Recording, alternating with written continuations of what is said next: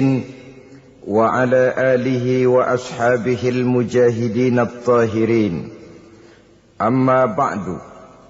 Saudara-saudara kaum muslimin rahimakumullah. Pada pertemuan terdahulu kita sudah membicarakan hal-hal yang menyangkut dengan tuntunan suami istri. Maka pada pertemuan kali ini pembicaraan kita lanjutkan dengan membina rumah tangga bahagia menurut agama kita.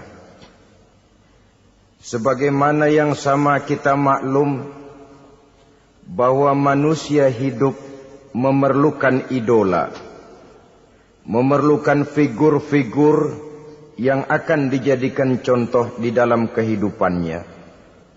Sifat ini dinamakan hubbut taklid atau kecenderungan untuk meniru, dan nampak lebih menonjol pada kehidupan anak-anak remaja atau para pemuda. Siapa yang menjadi idolanya, siapa yang menjadi sentral figur dalam kehidupannya, itulah yang akan dijadikannya sebagai contoh. Kalau idolanya adalah Mick Jagger misalnya, maka tentu yang akan dicontohnya adalah Mick Jagger. Mulai gaya rambutnya, gaya pakaiannya, sampai kepada gaya jalan dan hidupnya. Soal pantas atau tidak pantas urusan nomor 16. Yang penting nyontoh dulu. Inilah kecenderungan daripada manusia. Bagi kita umat Islam, contoh ideal, figur sentral yang sepatutnya jadi idola tidak lain adalah junjungan kita Nabi besar Muhammad sallallahu alaihi wasallam. Beliau menjadi contoh dan panutan oleh karena kepribadiannya yang kompleks. Sejak dari seorang pemimpin negara yang adil sampai kepada seorang jenderal yang gagah berani di medan perang, sampai kepada seorang diplomat yang ulung, pedagang yang jujur, suami yang bertanggung jawab, ayah yang penuh kasih sayang dengan anak-anaknya, dan di dalam keseluruhannya beliau merupakan uswatun hasanah.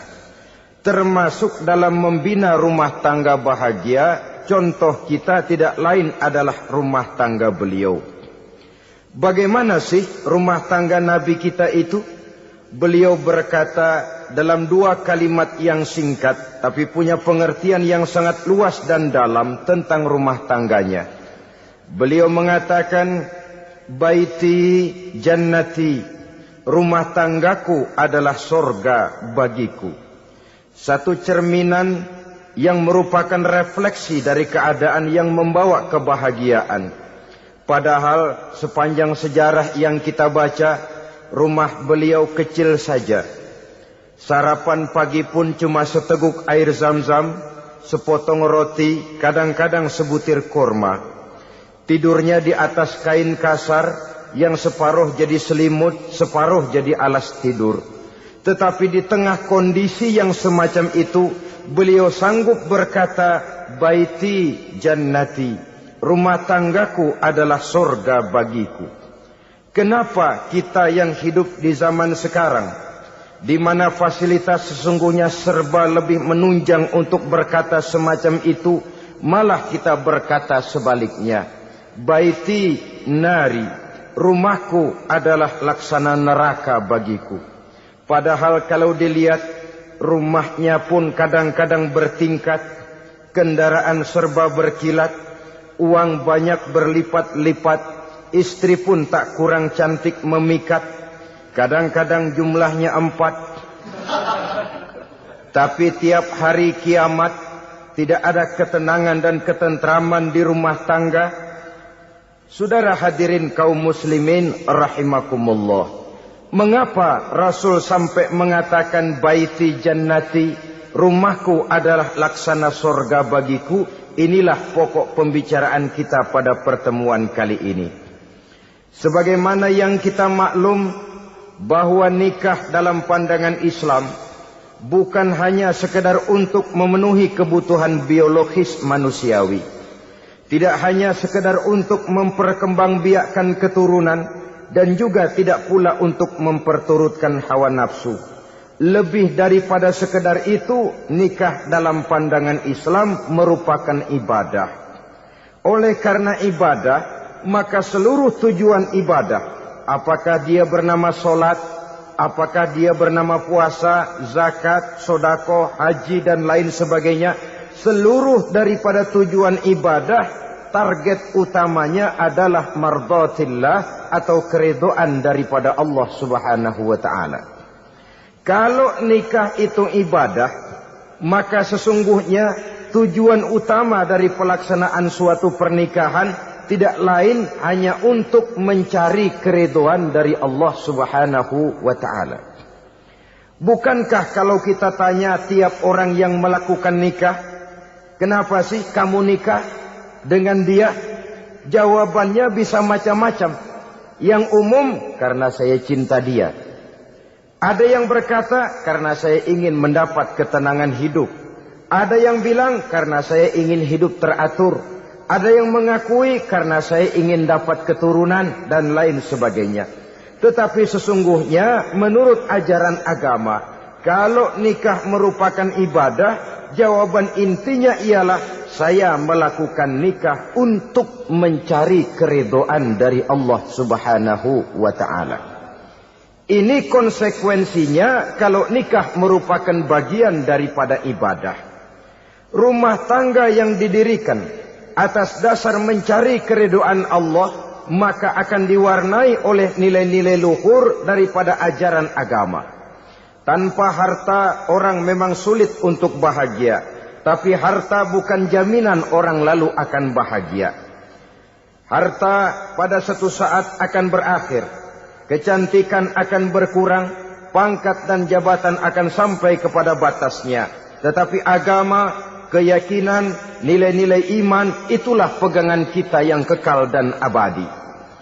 Sebab itu dalam surah Ar-Rum ayat ke-21 Allah Subhanahu wa ta'ala menjelaskan, "Wa min ayatihi an khalaqa lakum min anfusikum azwajan litaskunu ilaiha wa ja'ala bainakum mawaddatan wa rahmah." Dan di antara tanda-tanda kebesaran Allah, dijadikannya bagimu istri-istrimu dari diri kamu sendiri, litaskunu ilaiha, agar kamu bisa hidup tenang bersamanya, wa ja'ala bainakum mawaddatan wa rahmah, dan dijadikannya di antara kamu rasa cinta dan kasih sayang. Umumnya pernikahan terjadi karena mawaddatan warahmah ini, cinta dan kasih sayang. Atas dua dasar itulah rumah tangga didirikan orang. Atas dasar itulah seorang laki-laki dan seorang perempuan memadu janji untuk membagi suka dan duka dalam hidup ini secara bersama-sama. Namun kalau kita renungi ayat ini, Allah tidak hanya menjadikan cinta, tapi Allah juga menjadikan kasih sayang. Apa bedanya cinta dan kasih sayang? Apa bedanya mawaddatan warahmah ini? Saudara, mawaddah yang artinya cinta, itu sasarannya biasanya adalah jasmani. Kecenderungan biologis. Itu akan berakhir. Orang yang mendirikan rumah tangga cuma karena kecenderungan biologis, cuma karena rasa cinta semata-mata, cinta biasanya terkait kepada keindahan. Betul apa benar? Biasanya orang mudah jatuh cinta kepada sesuatu yang punya nilai keindahan. Makanya anak muda jarang yang jatuh cinta sama nenek-nenek. Cinta selalu memandang segi keindahannya. Ini yang namanya mawaddah. Allah tidak mengingkari itu, silakan. Bahwa manusia secara naluri senang kepada serba keindahan, wajar-wajar saja. Tetapi tidak cuma mawaddah. Allah juga menciptakan rahmah, kasih sayang. Mawaddah mungkin ada akhirnya, tapi rahmah tidak akan pernah ada akhirnya. Kalau mawaddah adalah berkecenderungan kepada biologis, jasmania, maka rahmah kecenderungan kepada nilai-nilai rohani, kepribadian, kejiwaan, dan lain sebagainya. Dikala pernikahan di bawah umur 40 tahun, mungkin masih banyak mawaddahnya, rasa cintanya. Tapi 40 bahkan 50 tahun ke atas, rasanya orang berumah tangga kalau sudah 50 tahun ke atas itu lebih banyak kasih sayangnya ketimbang cinta-cintaannya. Kalau satu rumah tangga hanya didirikan atas dasar mawaddah saja, atas dasar cinta saja, padahal cinta itu terpaut kepada hal-hal keindahan, keindahan satu saat akan menurun. Ya, tentu sebagaimana yang kita maklum bersama-sama, belum punya anak memang cantik. Sudah punya anak, kecantikan mulai menurun. Punya anak 2, kulit mulai mengkerut. Punya anak 3, onderdil mulai dol. Punya anak 4, apalagi tidak pandai merawat diri, persis dompet tanggung bulan. Kalau rumah tangga didasarkan kepada rupa yang cantik saja, cinta akan bisa berpindah, paling tidak akan berkurang nilainya. Sebab itu Allah tidak hanya menyediakan mawaddah, warahmah. Dijadikannya di hatimu itu tidak cuma sekedar cinta, tapi juga kasih sayang. Nah, kasih sayang inilah apabila berakar dan berurat dari nilai-nilai keagamaan yang akan menopang jalinan rumah tangga bahagia.